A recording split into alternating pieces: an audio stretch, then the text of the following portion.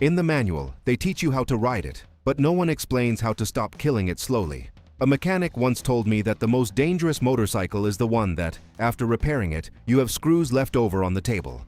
Jokes aside, there are 15 invisible habits that are eating your engine right now. From thermal management to number 1, that uncomfortable truth that salespeople keep quiet so you'll come back to the shop soon. If you want your machine to age with dignity, pay attention. Let's ride. Number 15. Blindly trusting the manual's intervals. The maintenance book isn't a lie, but it's not the whole truth either. Those intervals you see printed, those blessed miles that give you peace of mind, are calculated in a laboratory, on a test bench, with controlled temperature, reference fuel. And a rider who never hits traffic. Your reality is different. Dense traffic, never-ending traffic lights, cold starts at 7 in the morning, August heat while stopped on a highway. The manual doesn't account for any of that. Following exactly what the book says isn't doing the best possible maintenance. It's doing the minimum acceptable maintenance. And there's a huge difference between minimum and optimal. The manual covers your back. You have to cover your engines.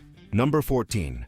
Warming up the bike at idle before leaving. It's a scene that repeats every morning.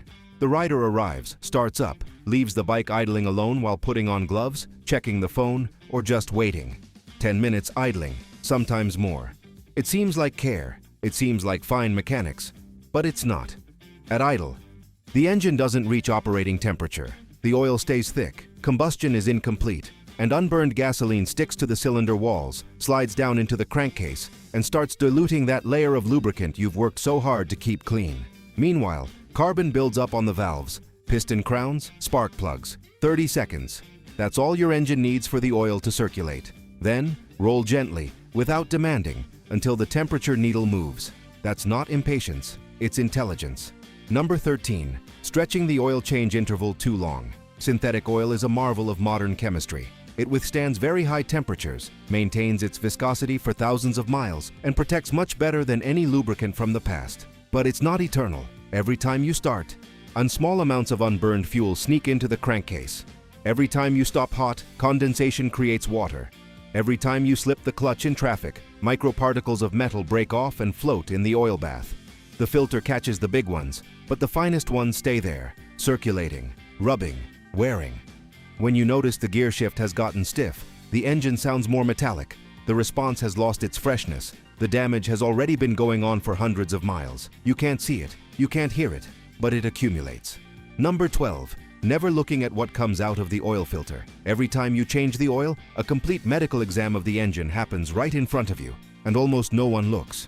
The used filter is a witness. Inside it, trapped are the remains of what has been circulating through the guts of your bike for the last thousands of miles. A fine layer of gray metallic dust is normal. It's natural wear, controlled friction, the very life of the engine. But when larger particles appear, when the color shifts to bright silver, copper, or aluminum, it's not wear, it's a warning.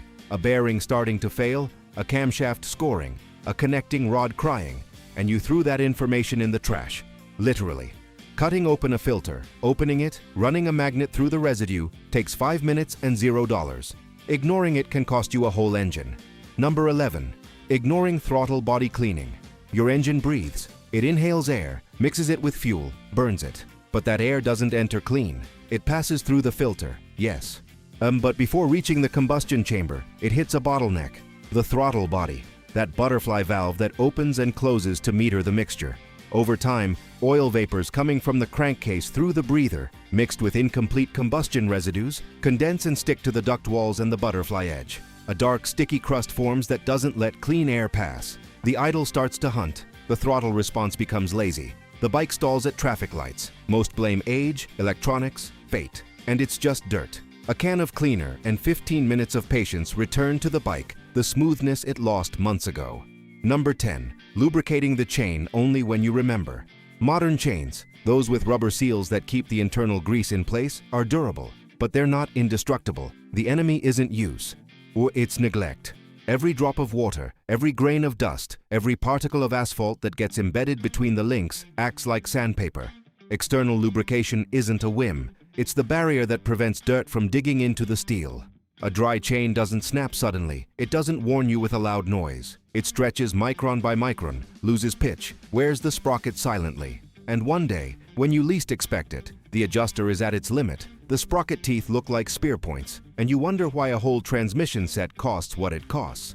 Lubricating every 300 miles isn't a quirk. It's economic survival. Number 9. Guessing at the transmission slack.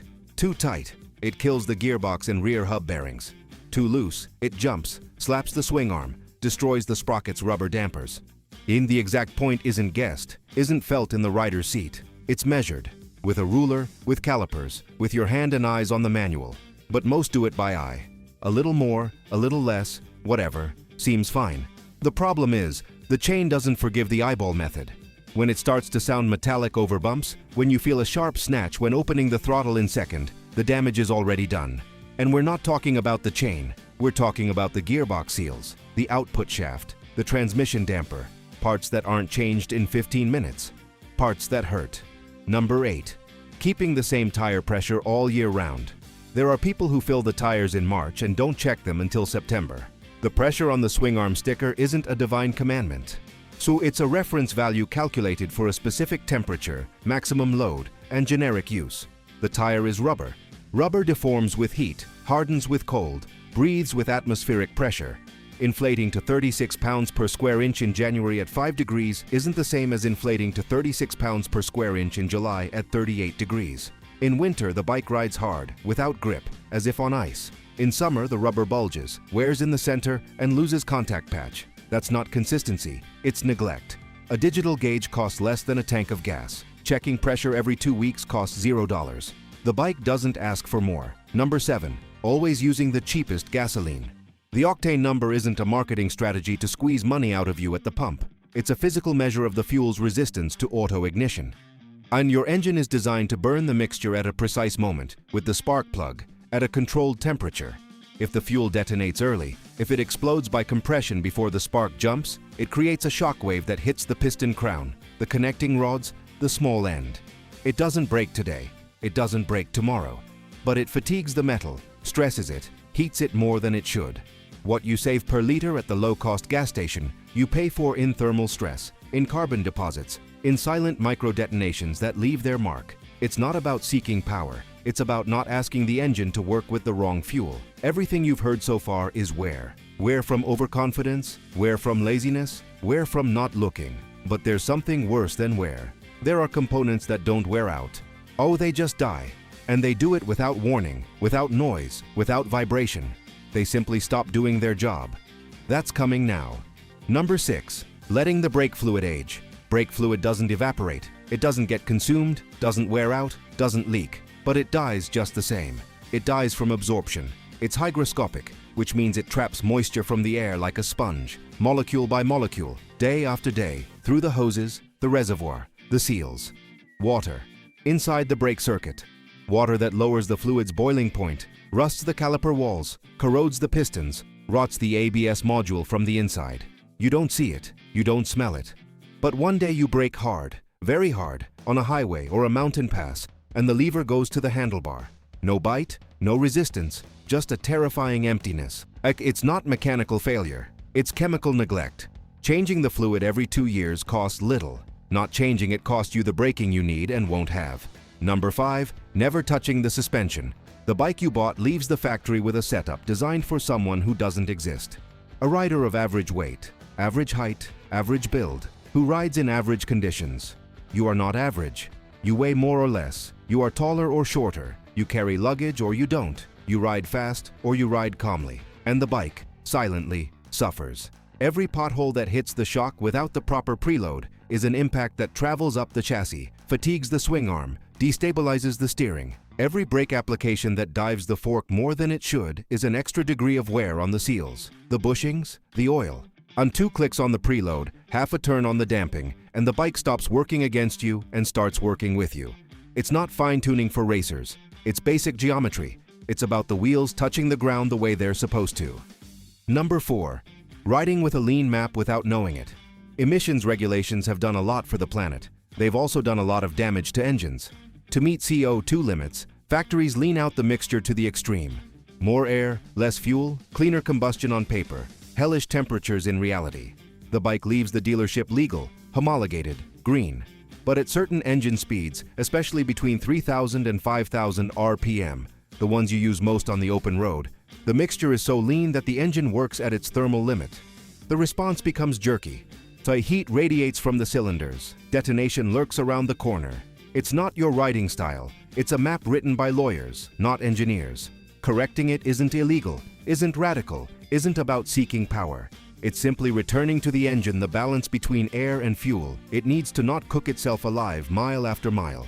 Number 3. Always using disposable paper air filters. The paper filter is cheap, convenient, easy to change. And it's also a muzzle. Cellulose fibers trap dirt, yes, but they also strangle the airflow. The engine asks, the filter chokes. Over time, the restriction increases. The mixture leans out even more. The response becomes soggy. Foam or cotton filters, the ones you wash, oil, and reuse, aren't a whim of tuner shops. They are an engineering solution. They let more air through, filter just as well, and maintain a constant flow rate throughout their lifespan. They aren't thrown away. They are cared for. And an engine that breathes better isn't necessarily more powerful, but it's more efficient, cooler, more durable. Changing the filter isn't spending. It's investing in clean, abundant air. Number 2. Doing maintenance only when you hear something. The bike talks, not with words, but it talks. It has an idle tone that changes when something isn't right. It has a vibration at 4,000 RPM that wasn't there before. It has a feel at the clutch lever, a travel at the brake lever, a response when you open the throttle in second. Most interpret these changes as part of aging. The bike is getting older, they say. And no, the bike is warning. A wheel bearing doesn't lock up suddenly. First it purrs, then it hums, then it growls. Or a head gasket doesn't blow without warning. First it loses a drop, then a stain, then a trickle. When the noise is obvious, when the vibration numbs your hands, when the lever reaches sooner than it should, the problem is no longer prevention, it's repair. And repair always, always, costs more than the look you didn't want to take. Number 1. Changing the oil too late. Here it is. The one that wins it all or loses it all. Oil is the only real barrier between metal and metal. Between the connecting rod and the crankshaft, between the piston pin and the piston, between the cam lobes and the tappets. No alloy, no surface treatment, no manufacturing tolerance replaces a film of clean oil. The manual says every 6,000, and you think, 6,000? Well, 6,000. But the manual doesn't know you were stuck for 30 minutes on the highway on-ramp. The manual doesn't know that in July the asphalt melts the soles of your boots. The manual doesn't know you do 10 miles daily with a cold engine. The manual is a legal document, not a biographer of your riding. Changing the oil every 4,000, every 5,000 isn't obsession. It's understanding that oil is blood, and dirty blood doesn't pump, doesn't lubricate, doesn't protect. Waiting for the dashboard screen to remind you is waiting too long. The best oil change is the one you do before the oil stops being oil.